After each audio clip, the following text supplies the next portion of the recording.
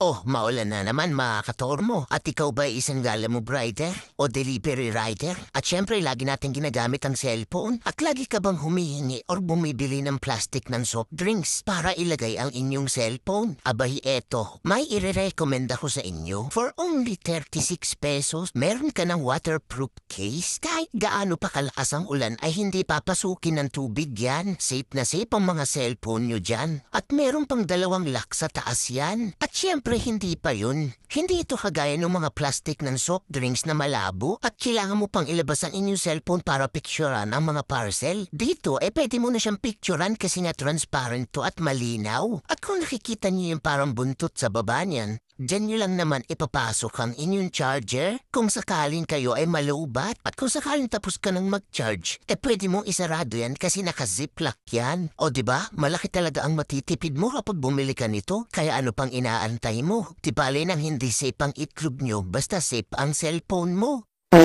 At kung saan mabibili, i-click mo lang yung yellow basket sa baba. At kung dito mo naman napanood sa Facebook, i-click mo lang yung link dyan sa comment section. So let's go!